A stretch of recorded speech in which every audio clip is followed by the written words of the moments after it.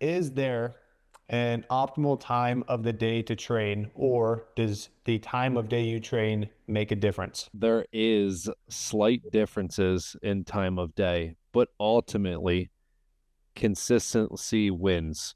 So whatever you can do consistently will outwin trying to niche what time of the day. Um, so we know that in the afternoon, you're going to have a little bit more better power performance and muscle building capabilities. This has to do with the amount of testosterone in your system, your circadian rhythm, and the overall temperature of your body and locomotion throughout the day. We also find a slight edge to oxidative work earlier in the morning. So we're talking like mild percents. It's not to say you'll get better at running if you do it in the morning, but some research has shown it may be more optimal. Mhm. Yeah, and I would add to that, I always feel the best when I run in the morning. I always have, see my best run times. And a lot of times, I don't know why SFREs started doing this, but a lot of different groups that run the special forces readiness examinations do their PT test at like 5 p.m. on a Thursday, and then they do the 5 mile the following day. And you'll usually see guys run their slowest 2 mile on that PT test, and they're crushing, better times when they've been training in the morning leading throughout it. So I see better times in the morning. I would say if you can run in the morning, or do like the rucking and the conditioning work in the morning leading up to selection, I do recommend doing that because you are going to do all of the work first thing in the morning. So psychologically, it's good to prepare you for it, and good to get your body used to being able to wake up. You might have 15, 20 minutes, and then you're, getting your pack on and starting to move out. So I prefer to do conditioning in the morning. And then I lift in the mornings now, but kind of like what Tyler said, I usually feel stronger later in the day, but consistency is going to be the biggest thing, the biggest driving factor to that for sure. All right. Next question is, I've been doing conditioning and push-up circuits separately from lifting. If I have the time, is it better to just knock it all out in one session? So is it better to have that pre-fatigue from the strength work and then do the muscular endurance on the backside for those sessions, Tyler? So I say it ultimately comes down to recoverability. I think in the beginning, as you're starting your training process, it's probably more optimal for you to have windows of time to recover. But as you start to get accommodated to that training, you're not seeing that much effect anymore. It's really wise for you to stack them so you can really start to push some localized muscular endurance with that fatigue on the front side, because ultimately as you get into whatever pipeline you're in, you're going to be challenged with that demand for sure at some point. This is a question that we get often talking about this. We'll usually have push-up sessions or like specific push-up work right after a session. If someone is pre-fatigued from the lifting session and then goes into the push-up session where muscular endurance is the goal, but they see a reduction in their numbers, are they still getting the stimulus to drive up their numbers? Absolutely, but I think mentally, especially if your training age is low and you have very unrealistic expectations, you're probably going to be a Debbie Downer about it. And I think emotion drives a lot of results, especially in repeatability the next time you rehearse it. So then you almost put even more pressure on yourself. But if we're talking physiologically, just the facts, absolutely. Hmm. Absolutely. You'll see those results. Yeah. Emotion drives results. Can you break that down a little bit? So we know that there's psychological barriers and how it has effects on recovery, ultimately because it's driven by the nervous system. So if you are in a very, we'll talk mentally like depressed state, you're upset, everything's going wrong, boo hoo, wah, wah, wah, it will probably deteriorate your ability to recover and be optimal the next day. One is physiological, like just staying in that dump the nervous system has a hold on that ability for you to recover. So you're just kind of blunting that signal. So because, heart rate's being shifted, things are being elevated and maneuvered in a way it wouldn't naturally be. Mhm. And then on the psychological side, the next time you're going to rehearse, if you're a human being, you're going to see most likely an image of what you did previously. So you're going to have that. So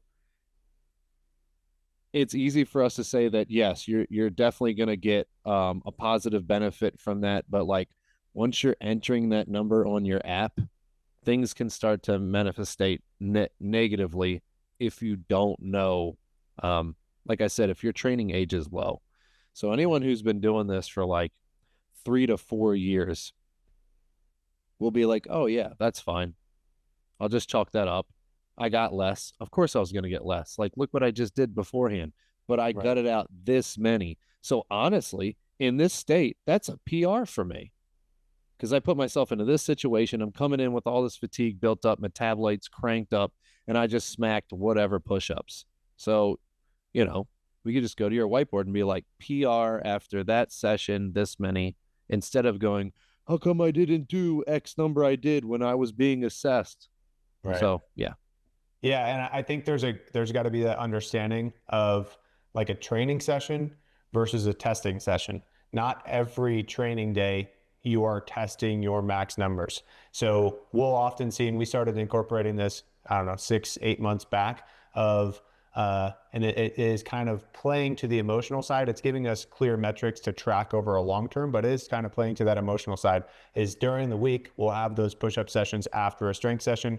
You usually see a little bit lower numbers. You'll see progressions along the way, but then we'll have kind of a mini taper or a deload with upper body at least, and then test them nice and fresh with an assessment session. And then that's when you usually see guys jump 5, 8 push-ups from their previous assessment, and then they're like, oh, got a bunch of motivation. So then they start to kind of see it. When you get those reps in, it starts to paint that picture a little bit more clearly. So you build that kind of maturity of what we're doing to stimulate that response and then how it's manifested on test day.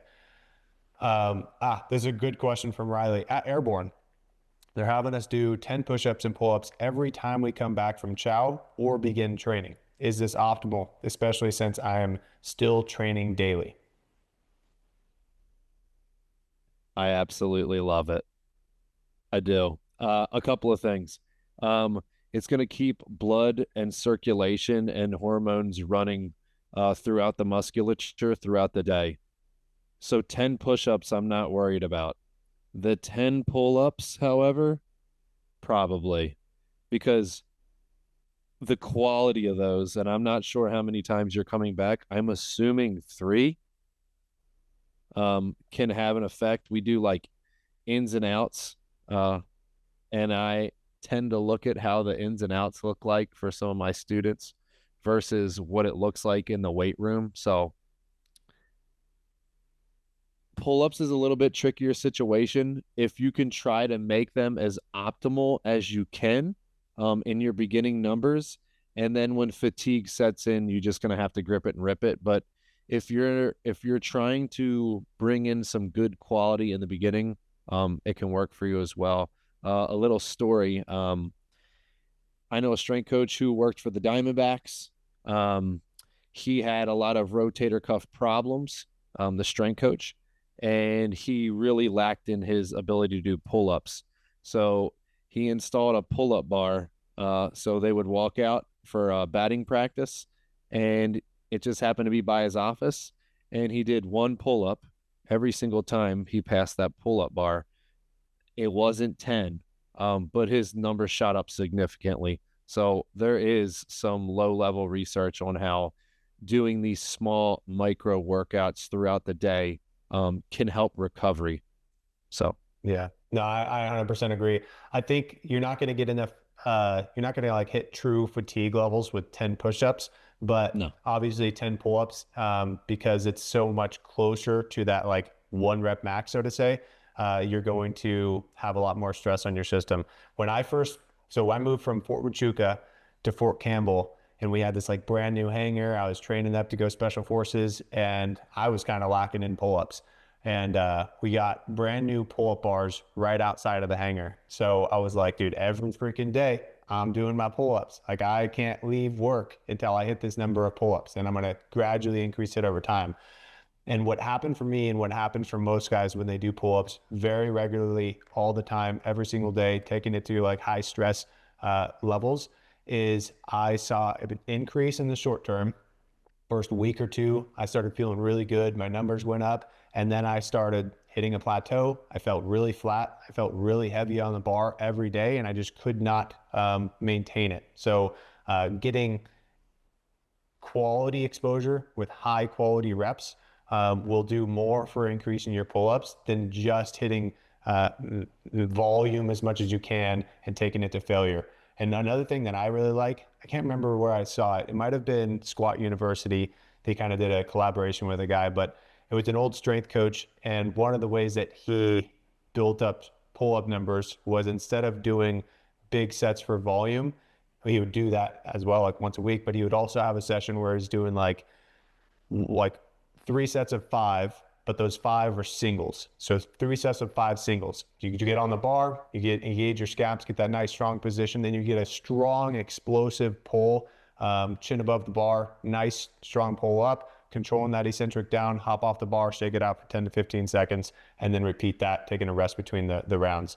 And we've integrated that with a few guys who are hitting roadblocks with it, and got past those plateaus. So it is, to me, kind of like reaffirms that quality beats quantity reps all day long when it comes to pull-ups. All right, Dan B. So what I'm hearing is the occasional job site trust pull-ups are optimal. Say less. Yes, job site. We have a guy, Octavio, who works construction, and he would like send these videos of him doing like crazy pull-ups, and I like see the video and there's like rebar on the bottom. I'm like, dude, please stop doing that. You're making me nervous. Also, many of the guys here who have already been selected mentioned that I should be running on trails rather than hard balls. Can you touch on that? Yes. If you have trails, and there's a couple out there at Airborne, um, there's even like that big dirt track that's like a 1 mile track. That's a really good place to run. And then they obviously have a little bit more rougher tank trails, but you should be getting about 50 to 60% of your runs on some sort of trail. Now, don't go out there and pick the most jagged freaking trail that's full of potholes and then run it and first thing in the morning before the sun comes up and end up busting an ankle. But we want that exposure to a little bit of varied terrain. Same thing with your ruck marches. If you see a zone 2 run, if you see a walking only ruck, you got the green light to go do that on like a well-maintained trail. And that's going to get that stimulus for the feet shifting left to right, and just a little bit different exposure to our body. It's also going to have lower impact than running on pavement would. Is there anything you want to add to that, Tyler? No, you nailed it. Cool, cool, cool. All right. Next one is, how is it bad though? Oh, is it bad if I push through and double dip? Like if we do core, and on my program I have core, and then later in the day I want to add some core in, is it bad to just add volume and double dip? Brother. Always depend. Yeah.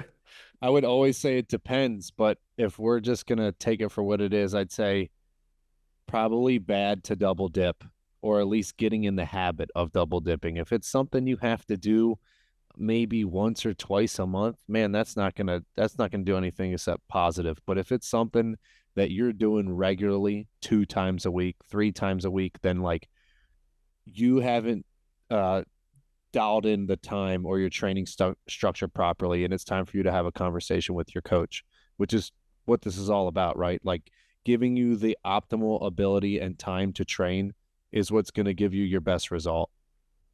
Yeah. And it changes. If we change so many variables at once, then we can't identify which variables need to change.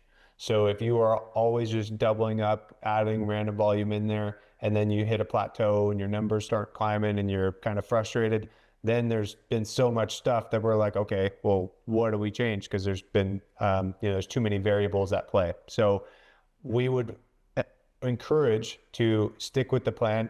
If you are like, dude, I feel great.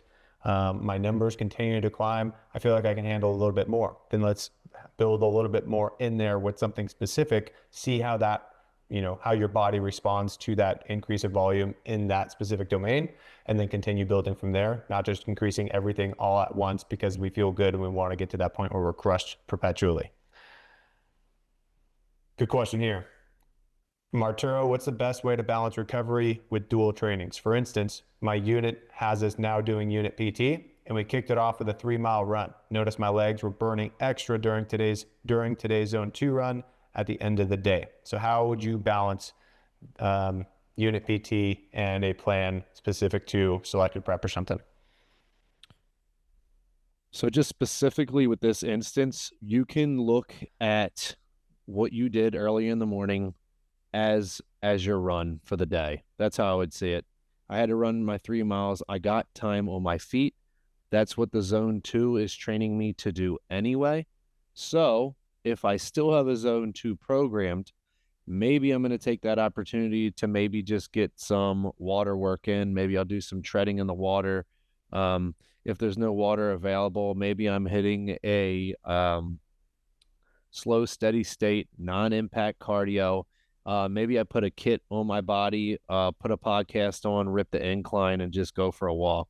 So understanding that the 3-mile run with unit PT kind of feels more like a tempo run to me. I would assume you're out there, you want to be competitive, and just once you get a feel of the training week and what a zone 2 should feel like, what a tempo should feel like, once you have that sensation of like, oh, that was definitely more tempo run, then you can kind of you're awarded that autonomy to go ahead and make that selection for yourself. But I wouldn't stack running with running.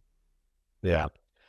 And a good way that we have incorporated with guys who start doing unit PT, admittedly, it's much easier if your unit is squared away and it's like, this is going to be our plan. Then obviously we can kind of mend them and make sure that we're not just throwing too much volume at you. But if it changes regularly, which a lot of them do, one thing you could do is look at the week as a whole as like a check block or a checklist of things that I need to accomplish. I know I need to accomplish ideally 2 zone 2 runs. I know I need to accomplish 1 tempo run. I need to accomplish 1 speed day. If you get those 4 runs in, which is, I have to look at your specific plan shortly, but most of the time, what we emphasize on, then you're going to continue making progress. So if you go and you guys have 6120s for PT or 400-meter repeats, whatever, don't sandbag those and do like half effort, not clean reps, and then try to make up for it with the main session or save yourself for it. Like, you use it as that session, use it and get get your training out of it, push yourself, save your times, etc. And then inside the program, you can fill out that information. Doesn't even have to be a perfect session, but then, add a note like, oh, unit PT, this is why we change it. And then we can look at the trailing or the trailing indicators of your performance metrics and make adjustments along the way. So looking at the week more as like, I need to hit these benchmarks, which is going to impose this stimulus on my system, instead of just like, I just need to follow all the plans all at once. Could I substitute running with swimming if I have a respiratory infection? Or can running or swimming cause damage to your lungs if you have a respiratory infection? Absolutely. I would say if the respiratory, if that infection is being treated with antibiotics, then you could easily be doing some steady state walking, maybe a kit walk on a treadmill, like I talked about earlier, maybe some light biking, maybe some low level jogging if you're just a boss of a runner. But the more you kind of aggravate that, you're kind of delaying that rebound time that you need. So let the antibiotics do their job. Yeah. Yeah. The way I always tell guys this is like, training is where we communicate to our body through imposing stress that we want specific adaptations to occur. And this happens primarily at baseline. So if we are at baseline, we impose that stress, we're temporarily below baseline, our body recovers, gets ideally back to and slightly above, and then we repeat the process. If you're sick, especially with a respiratory infection, fever, achy joints, all that stuff, you're starting below baseline. So just trying to tough through it and push yourself through it is not going to really get the results that we're after with the training. It's just going to dig you into a deeper hole and prolong you getting back to that 100%. All right. Here at Airborne, there's not a lot of time for us to hit the gym. We have a little less than an hour daily to get lift in. I've been prioritizing the compound movements every session and have had to skip other exercises. Additionally, I haven't been doing the workout in order prescribed for the week. I've been gauging how I feel physically and doing the sessions I feel like I have the most energy for. What do you recommend? Should we tweak my routine for Airborne? So let's tackle the session length first, Tyler. I think for the session length, kind of what he talked about, like getting the majors done is the right move. Hey, I don't have enough time. Am I physically prepared to handle a barbell or a trap bar, something of that nature? Check that off the box. Yes, I am. Okay, I'm going to get right into it. I'm going to get my quality movement in, quality rest in to make a good adaptation. Then after that, it's what do I have time for next? And then you kind of prioritize. So for someone like myself, if my cows are off and I have push-ups scheduled for that day, let's say I just got done doing trap bar deadlift and I don't have that much time left. I see all these other exercises, but I know I'm weak in push-ups. I'm probably going to hit those push-ups, which, you know, I'm going off the map, so to speak, but I'm trying to hammer home the most effective things for me to progress. Yeah. And I would also say definitely want to prioritize the big movements and the movements that you know you need to cover down on, but also you can reduce these sets on movements. If you know you have a condensed timeline, you don't have to hit all 3 sets or all 4 sets. You can hit 2 of those sets, keep them nice and quality, and depending on the movement, maybe even increase the intensity of those 2 sets a little bit. If it's like an accessory movement and it's like 10 to 12 reps, but you're only doing 2 sets, let's say Bulgarian split squats, for example, you're only doing 2 sets of 6 to 8 reps. Maybe you can make sure that you get a little bit closer to that like higher fatigue or that like 3 RIR, for example. So reducing the number of sets to get through the session fine or get through the session faster, especially for the accessory work, completely fine to do. As far as tweaking the schedule, I would say yes, in the sense of looking at the workouts and figuring out what is your priority in the short term with the time that you have allotted. So I'll add that into my Notion to take a look at, but definitely can make some tweaks there. And, you know, depending on how the weeks go, usually like we talked about, Airborne is hit or miss. Some classes have, you know, hour and a half, 2 hours of train. Some classes you're staying out there doing freaking PLFs till it gets dark out and you know, are sucking. So just varies, but Dick can definitely change up those sessions and lighten the load a little bit. All right. Next question. All right. How to maintain a workout schedule within a regular work schedule. I'll touch on this one. So I'm a big planner. I personally use Google Calendar for everything. And a book you guys should read on time management is Deep Work. I know it's primarily about like getting in a flow state, focusing on one thing at a time, but it is very applicable to be able to prioritize their time throughout the day.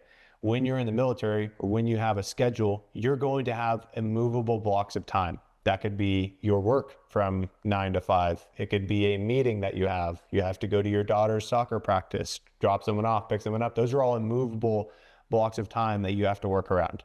So what I personally do is like the night prior, I do it on Sundays because I can kind of control my week a little bit more. But if it's varying, the night prior, I would look at what are my movable blocks of time for the following day. Okay, I know I have this, I know I have this, I know I have this, and I know I have 2-3 hours free on either the front or the back side. That is where you schedule in those training sessions. That is where you schedule in the things that you are working towards outside of work itself. So I would highly recommend sitting down to like deliberately planning out your days and the time that you're going to complete them. And then it's up to you to adhere to that. And the way I like to, like, when I do my schedule on a weekly basis, I'll sit down and I'm like, I am my own coach right now. If I do all of these things on a weekly basis in the time slots that I've provided for them, I know I'm going to be making progress towards my goal. So when you set that schedule, you remove the stress of like, what do I need to do next? And you just adhere to it. And then you continue to make progress. Bridger, what's up, brother?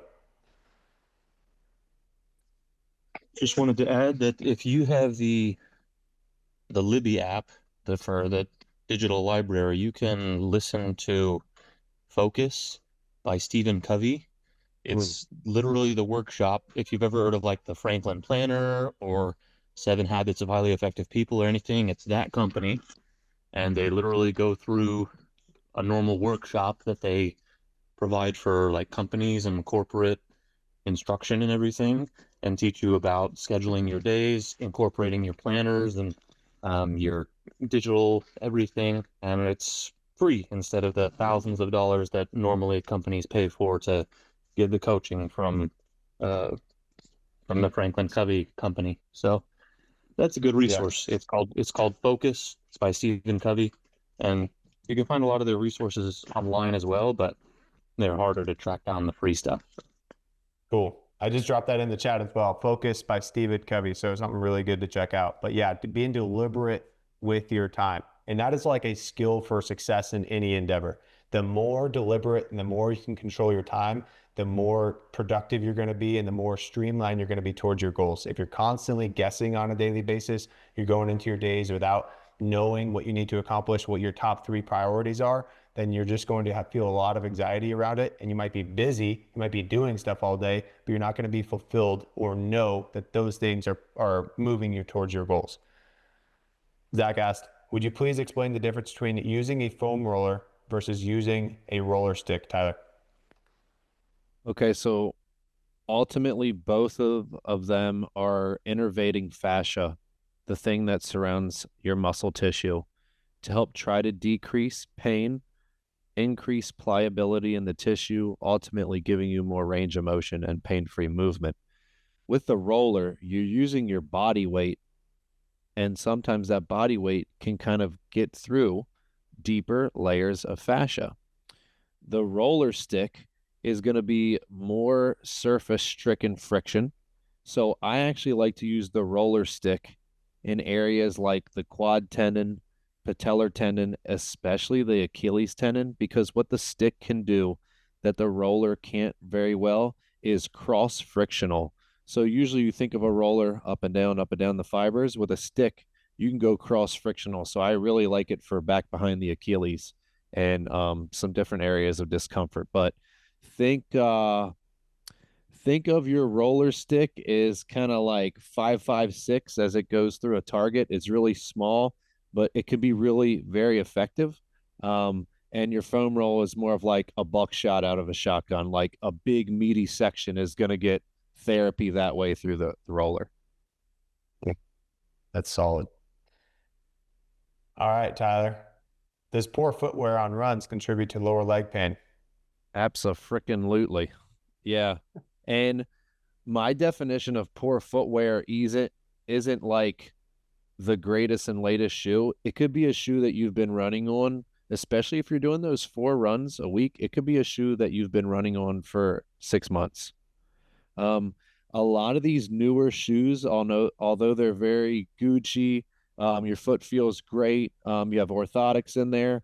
They're not meant to last. I know on certain companies, you can kind of look up the mile ratio in which they'll start to deteriorate or in which the company feels that you should purchase a new shoe. And I would just try to, if you don't have that, try to use AI to get an understanding of what a poor shoe is, and it could just be a shoe that's been ran on enough. Yeah. Yeah, 100%. I think we had a guy this week that got some new shoes and he messaged me. He's like, I finally got to retire. I'm seeing if he's in here. Finally got to retire my shoes that I've been wearing since ninth grade. Like that is going to cause some lower leg pain for sure. And picking the right shoe is the best thing. As you know, we had a discussion in the group chat this last week with somebody picking the right shoe. And if you have a running store near you, they usually do like a free analysis, a gait analysis, check out your arches on these fancy machines, and they can pair you with a shoe specific to your arches or whether you pronate or supinate. So really good resource to do that. And the next question that kind of ties into this is how to pick out your boots. Any recommendations on how I can find the best boot that works for me? Would you suggest going in person or buying multiple pairs on Amazon and trying them out? I recommend going in person. And you know, you're not always going to get the best deals in person. So you can go in person, try them on, and then purchase on Amazon or purchase wherever you get a discount link. But going in person with like ideally the socks that you plan to wear. So if you're going to use Fox River, if you're going to use Darn Tough, like wear those socks to go try those boots on.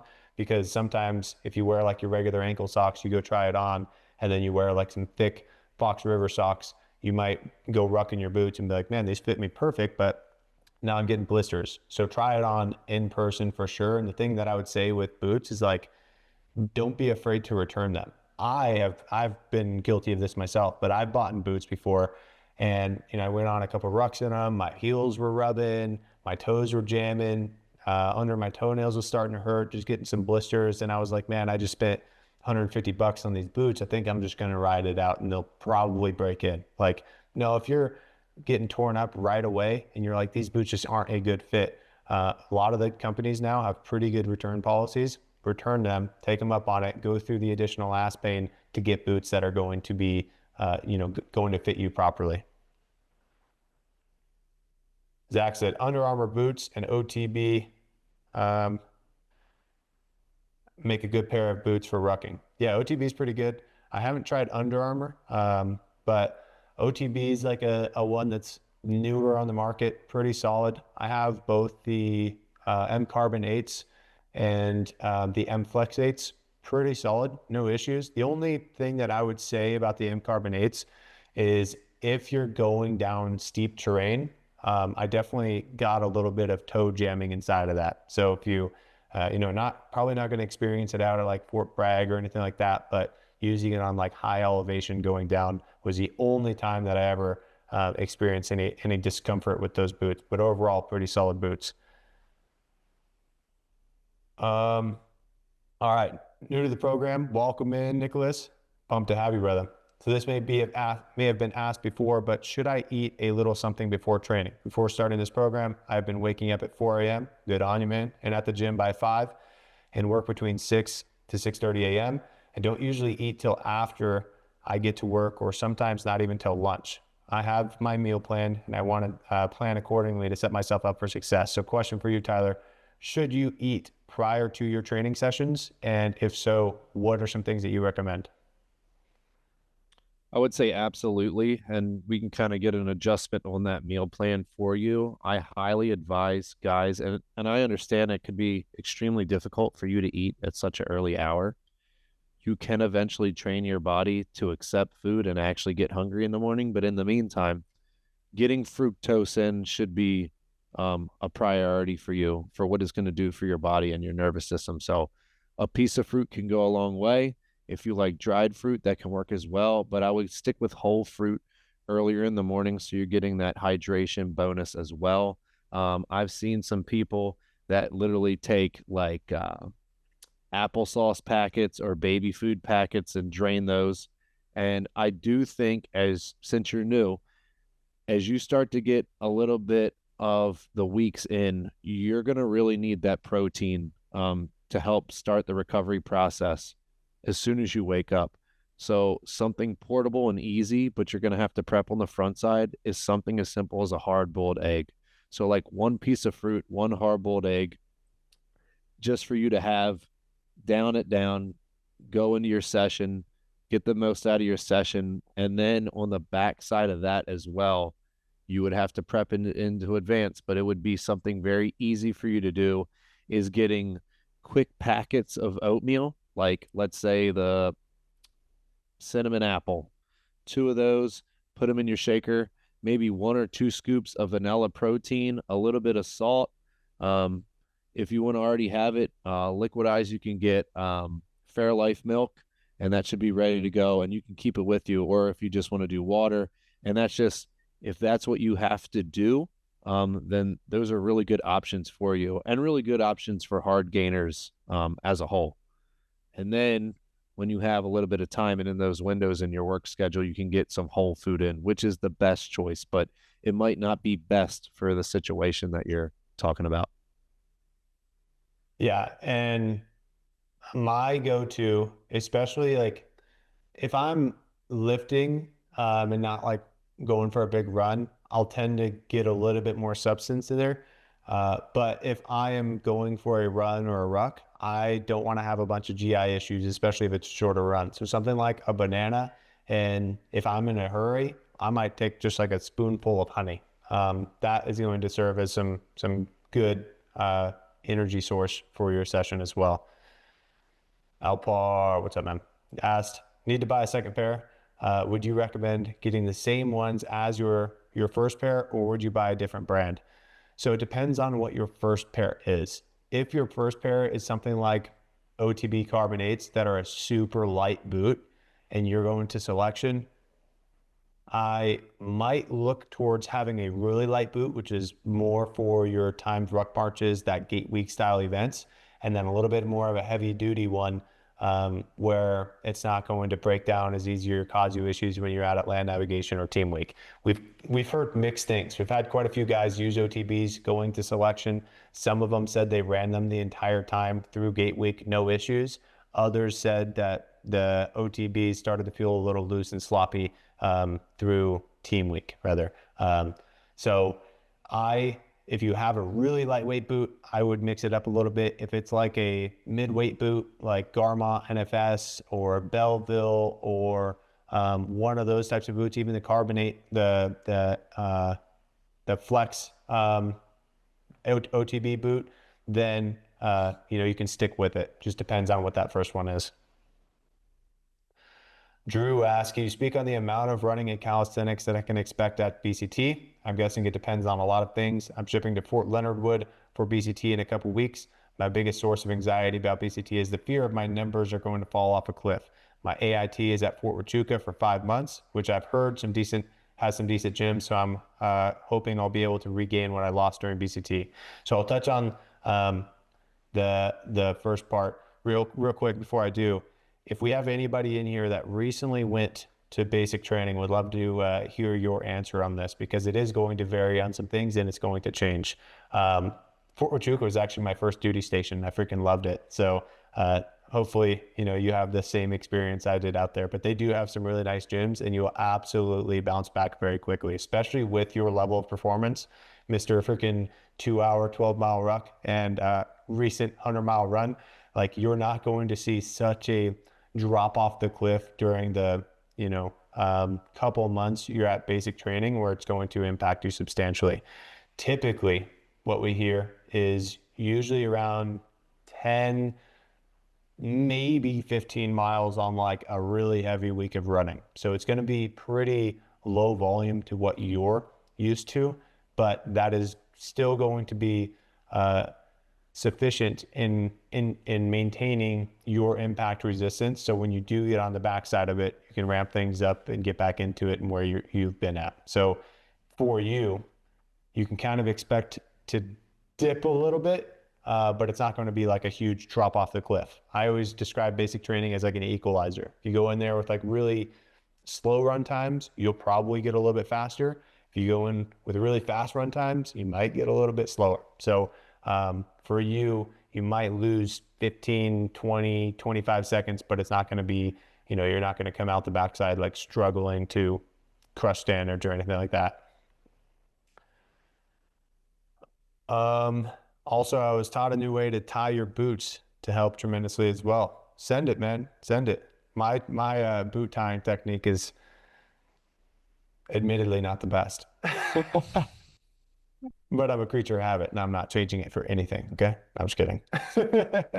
I'm just messing. I've always been a fan of the Danner Tannicus. I don't see a lot of people wearing them though. Probably the price. Danner's pretty expensive comparatively to the other ones, but I do like Danner. I think my absolute um, favorite boot is Loa, Loa Zephyrs. They're not AR 670-1 approved, but man, like once you get to a team and once you get to the Q course, like Loa boots are where it's at. Do you guys have any phobias and were any challenged on selection slash operation? Do you have any phobias, Tyler? I actually don't know that about you. I don't know if like I have a phobias. I know that like I don't like being late and I don't like being lost. But as far as phobias, I Yeah, fair don't enough. know. Yeah. Um, I think I don't have any I think a phobia, like putting a label on it, is someone saying that they're so scared of something that they can't get over it. So I Mm, wouldn't say that I have a phobia. Do I have fears? Hell yeah. I have lots of fears. I hated jumping out of planes. Went to free fall school and like I'm glad I had the experience and I had fun on the backside of it. But every time I was standing on the ramp about to jump out of the plane, I'm like, dude, what am I doing? Like, I don't like heights, don't like that, but you kind of just get better and better at pushing through that. Um, I would say, and you guys might resonate with this, with land navigation. I grew up in the city, never stepped foot in the woods prior to joining the Army.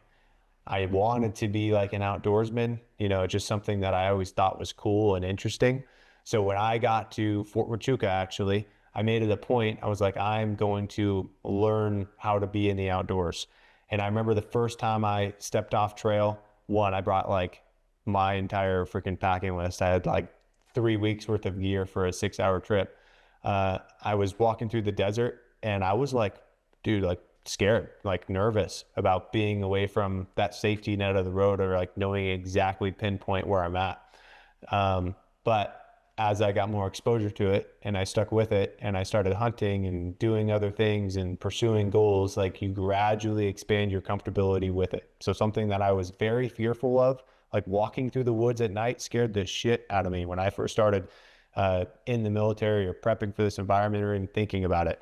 And now I can go walk through the woods and sometimes might have a little bit of nervousness, but I'm nowhere near that fear. And because I've done it so many times, I know what it's like to kind of push through it. So I would say with any fears you have, they only have power over you if you decide to allow them to limit your actions that you take. But if you take action in spite of those fears or anxieties that you are faced with, that is how you expand your capacity and become more capable on the backside of it. John, you gotta tell the story about the snake in Sear School, like scaring your buddy who was afraid of snakes.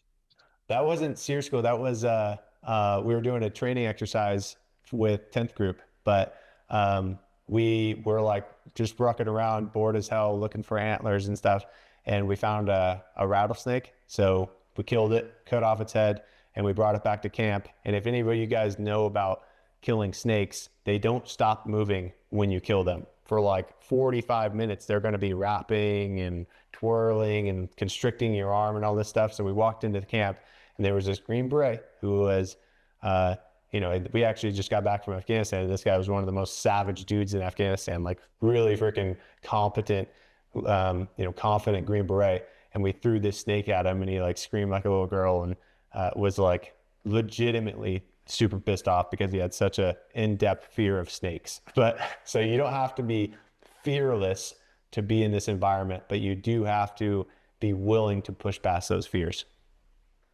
I got a phobia. Send it. Snakes? No, no. I mean, I don't like snakes, but swimming right next to extremely large boats.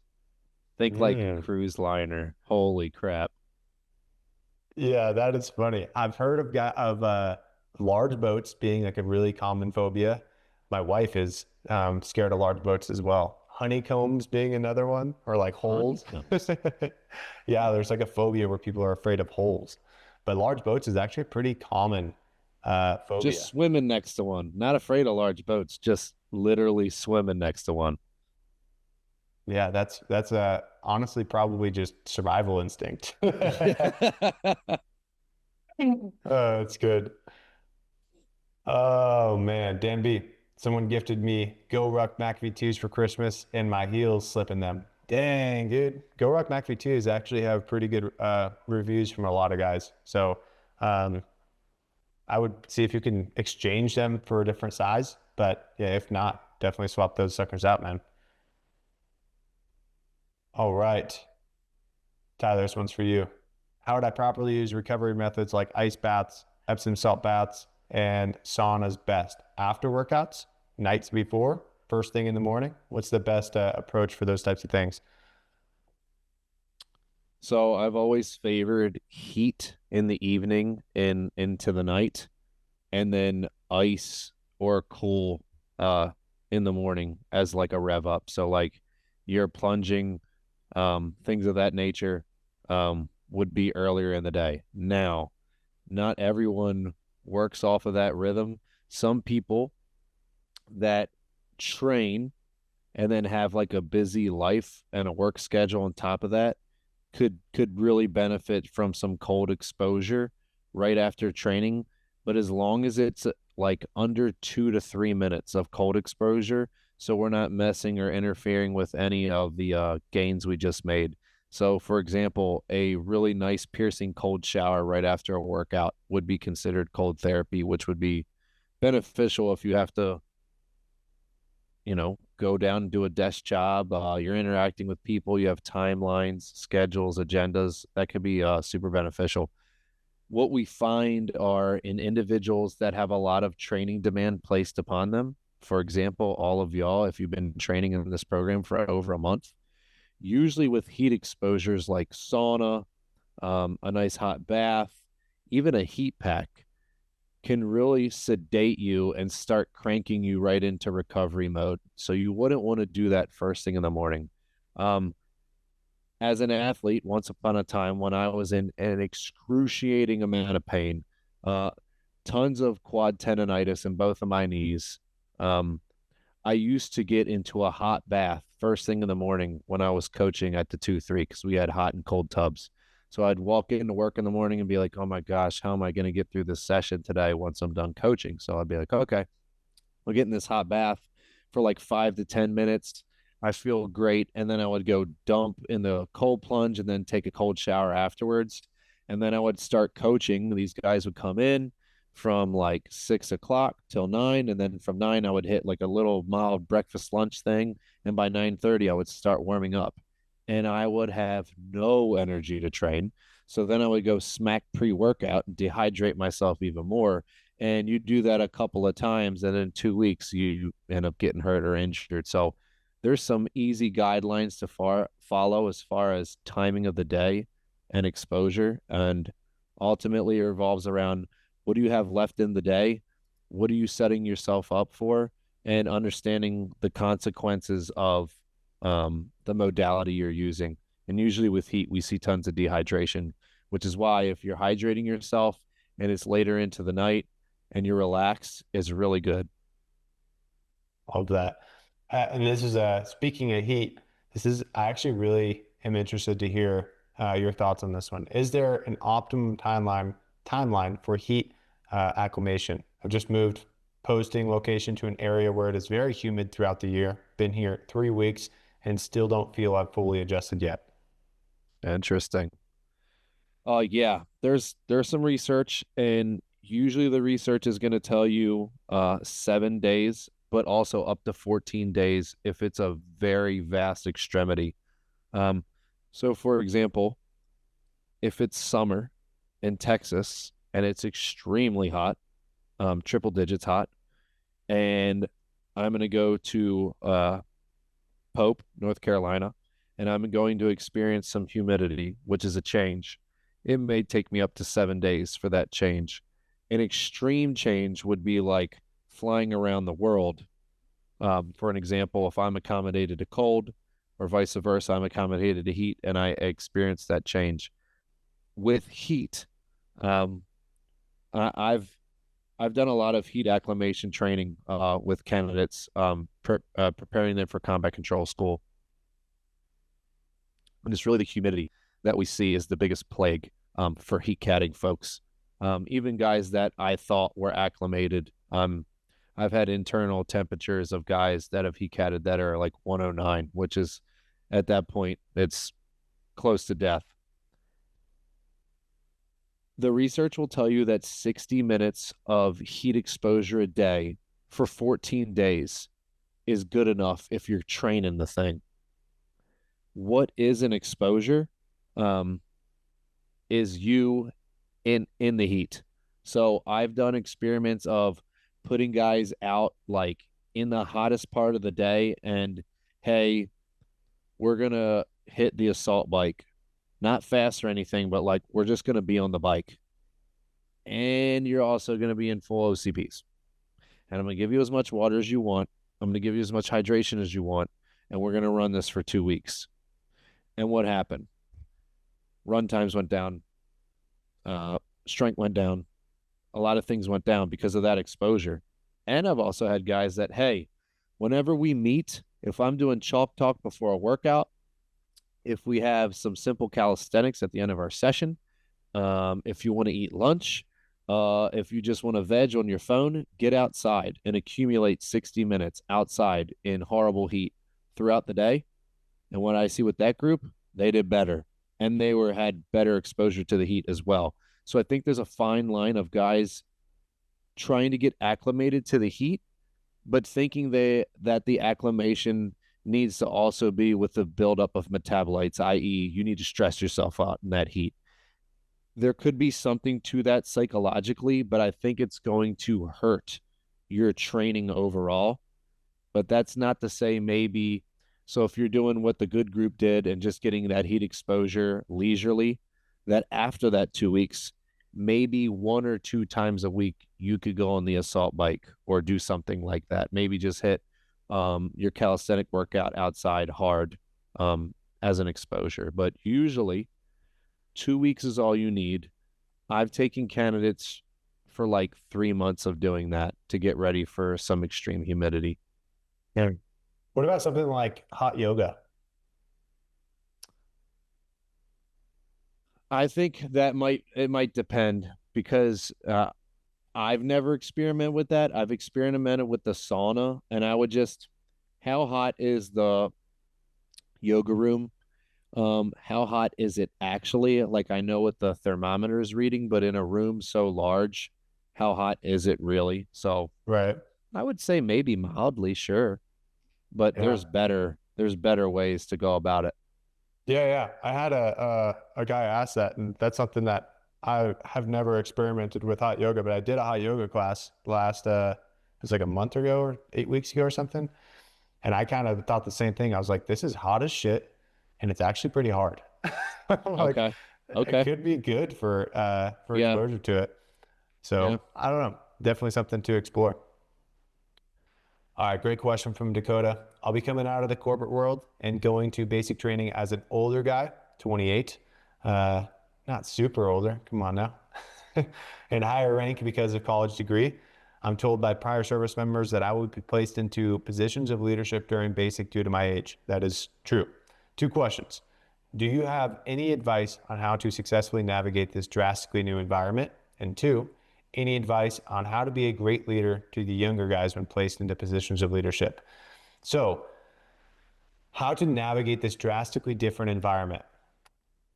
You almost have to have a certain level of go with the flow when you're in the military. You have to be able to and be comfortable being bored, and you have to not try to control everything, because the guys that go into these environments trying to control every different variable stress themselves out, stress everyone out around them, and that's what creates a lot of animosity within the group. Understand that there's going to be things out of your control. There's going to be things that maybe you don't agree with, maybe you don't want to do, you dread doing, pisses you off, a lot of things associated with it. Know that like when you're going through basic training, even selection to an extent, even the Q course to an extent, like there's a game that is being played. So you kind of have to be in that like game mindset, and that is always something that helped me. Any advice on how to be a great leader to the younger guys when placed in positions of leadership? I would say basic training is probably going to be the worst example of leadership inside the military. The reason for that is even though you're going to be going in as an E4 with a lot more life experience, you're going to be living with those guys. You're going to be going through all of those experiences with them.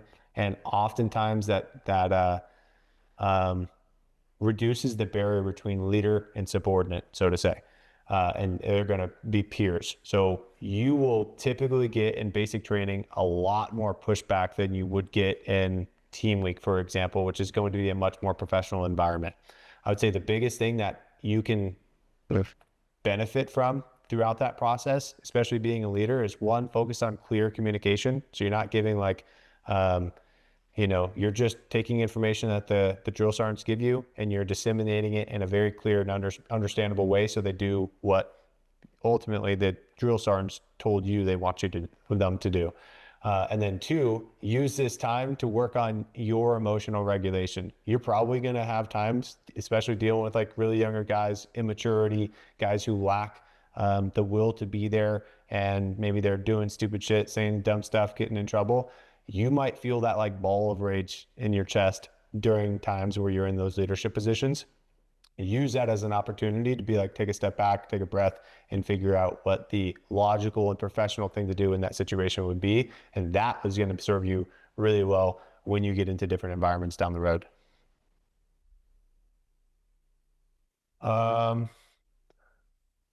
Would the sauna work if I have a respiratory infection?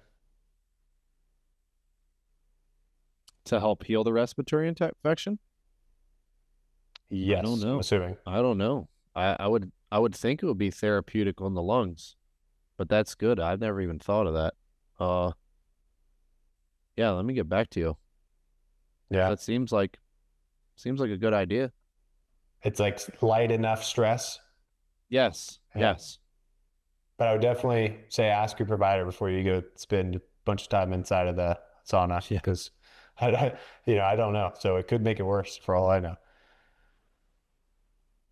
All right, new to the program, Garmont NFS are great. Did the Norwegian in them, and feet were good at the end. No blisters, pain, etc. Heck yeah, man. Got a lot of guys are on the our NFS cult followers. So I think the Garmont NFSs are really good, and they are like kind of like what I was talking to you, Alpar, having that light boot for those timed rucks and a little bit heavier boot option for those land nav and team week style events. That Garmont NFS, if it fits your feet well, it's a pretty damn good option for land navigation, team week. We're going to need a little bit heavier sole and a little bit more support. All right, should I be building up to my workout sets when it comes to heavy lifts? For example, I usually start my deadlifts with 135, 185, 205 before getting to my actual working set of 225. I haven't been doing it and not sure if it's beneficial. I'll let you tackle that one, Tyler. 100% beneficial, and everybody who's serious about their training should be doing this. One, it's skill acquisition. So you're practicing the movement that you're about to execute under high stress and demand. And then two is just getting the tissue and the nervous system revved up, ramped up, and ready to fire in the archetype or structure that you're practicing. So absolutely.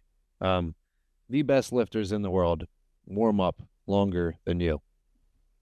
Yeah, it's true. All right. Also, I'm having issues with my medical waiver for my eyesight. Do you know of any 18 Delta that could help me out, preferably in first group because they are close? So medical waivers is not going to, that is like the provider. Like a GB is not going to have an impact on that. And the challenge with it is if you are a provider and you are signing off on a waiver, you are assuming that risk. So some providers might be a little bit more lenient. Some of them might be a little bit more stringent. If you get a no, I would say, like, my advice for anybody dealing with the waiver process, recruiters, providers, whatever, don't take that first no as like set in stone. Like, always try to be that squeaky wheel, get a second opinion, work with another provider, send it up a different chain, and sometimes you can get it to be pushed through. Um, so let me know how it goes though, man. If you have any questions or issues I can help out with, that one's kind of like in the system type of thing, but hopefully it goes through. All right. Last one, Tyler. If you guys have any last minute questions, drop them in the chat. But last one from the submissions this week, hip mobility, things I can do to improve mobility and injury prevention. So let me change the question a little bit. What are your top 5 hip mobility movements for injury prevention? So the couch stretch is 1. Number 2 would be like 90-90 hip rocks. Some people call these hip swivels or hip crossovers. Probably 3 would be a hip airplane. And it's not really an exercise per se, but leg swings can go a long way. They're not directly a hip exercise, but they have huge benefits of like guys complaining of IT band syndrome, tender and tight groins. Sometimes that rapid movement and that opening can absolutely help set a hip in the right position. You want 5. Doesn't have to be 5, just the top ones that come to mind. Honestly, with your feet elevated, a deep body weight split squat is really good for the hip. Really good for the hip. Yeah. So, yeah. And I was talking to you about that book I recently finished, Tyler, Running Rewired. And it was talking about a lot of the neurological demands of mobility. It's not just having the tissues be able to lengthen in that position, but the ability to do it under load. And I had some, ankle injuries, and since those, I've struggled to get my ankle mobility improved. And I have started incorporating banded distraction, split squat lunges where I'm really emphasizing on, so I have under load, band distraction at the front of my ankle joint, and then I'm pushing that knee over the toe to stretch that soleus and have it to where I have that, the arch in my foot. And dude, that is like, I've probably gained the most ankle mobility in the last couple of weeks doing that than anything else. So all that to say that the lunge position has become one of my new favorites. Yeah, you've seen that too with the same exact movement you're doing, except the band around the ankle. It's around that backside hip. So you're getting that posterior pull on the backside. A lot of guys with low back pain, that's a winner. I like that. A little weird, Bridger, but I spend the last 3 minutes in the shower in a deep squat while I wash my hair. Really helps my hips and lower back. I like it. I think. Don't tell any ladies that, but for the boys, that's awesome. Yep. I think spending more time in a deep squat is great, and if you're obviously doing it in the shower, you're going to be nice and warm, and everything going to be, it'd be good. So yeah, I'm a fan. Little weird, but dangerous, bro. I would bust my ass for sure, and then I'm embarrassed. That's awesome. Lower back pain, story of my life. Thank God strength work and constant stretching has reduced it, but I remember how easy it used to be to irritate my lower back. Can you, real quick, because this is a super common one, I want to make sure guys hear this. Can you talk about the correlation between lack of hip mobility or tight hips or even weak hips and lower back pain, and why it's everything? It's like 100% correlation at this point. And not even that, it goes tight hips equals low back pain equals tight psoas. It's like the trifecta. And there's manual therapists that their school of thought is no matter what, if you come to me with low back pain, I'm going right into psoas. I don't even care. That's where I'm starting. And then there's therapists on the flip side are I'm going right into lateral glute or i.e. hip, no matter what, if you have low back pain, because they're so highly correlated. We see that the hip and the psoas, but for the hips, just for this, are like the root system of the tree. And they have to be pliable, mobile, and ready for demand so they can keep this trunk like in alignment, keep it secure for all the demand that's placed upon it, because what we do to it is of the highest demand. And then in this modern area, most of the time when you're not training, you're sitting. So the hips really don't have a ton of movement exposure except in the frontal plane. So that's like a lunge, everything moving forward. There's not a lot of lateral displacement with the hip, and there's not a lot of internal and external rotation demands on the hip. So that's why in just a warm up every day, a simple, like I said, couch stretch, 90-90 hip rocks. If you do that every day, like that stacks up huge over time, and can really alleviate some low back issues like in 2 weeks. So if you're at 100%, if you just did those two things for 2 weeks every day, you'd probably pull down to like 60% in 2 weeks just from that alone. Yeah. Yeah.